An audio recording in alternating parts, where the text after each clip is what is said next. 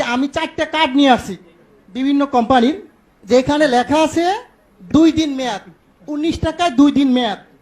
এটা হচ্ছে বাংলা লিঙ্ক। এখন আছে 19 টাকায় আপনার 24 ঘন্টা মেয়াদ রবি, আর এয়ারটেল আছে 19 টাকায় 31 দিন 3 দিন মেয়াদ, আর গ্রামীণে 2 দিন মেয়াদ। আমার প্রশ্ন হচ্ছে এই জিনিসগুলো কি স্যার পয়সা যায়? এটির মেয়াদ থাকবে কেন?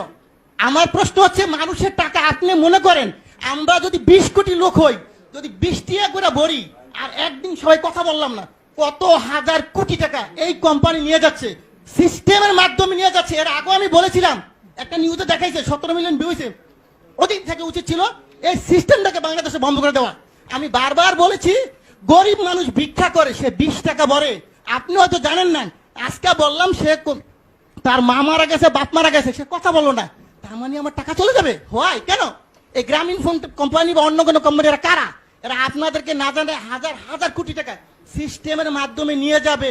এটা কিন্তু স্যার সহ্য করার মতো না।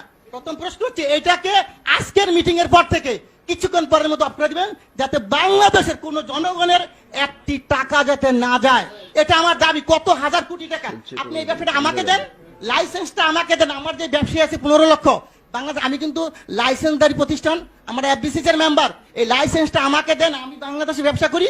এই টাকা আপনার সরকারি খাতে কত টাকা লাগে আমি দিব, এই কোম্পানিকে পাচার করার জন্য দিব না স্যার।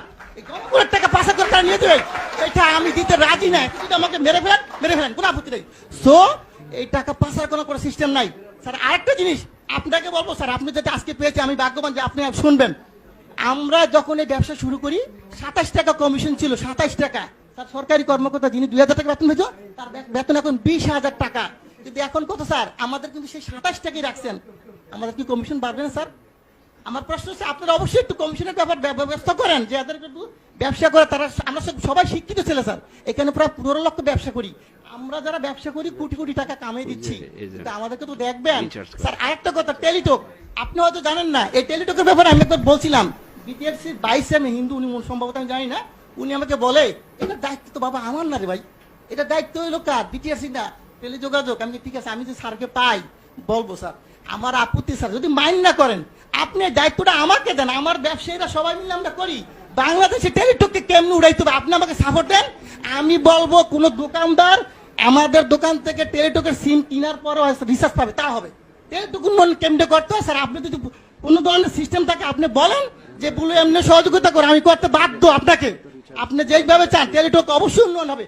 টেলিটককে গ্যাফরাইকে, আমাদের দেশি প্রতিষ্ঠানকে গ্যাফরাইকে অন্য কোম্পানিকে উড়াই দিব, আর এরা টাকা পাচার করে নিয়ে যাবে স্যার, এটা মেনে নেওয়ার মতো না। অবশ্যই আমি চাবো, আমি অনেক কথা বলতাম স্যার, কিন্তু আজকে বললাম না।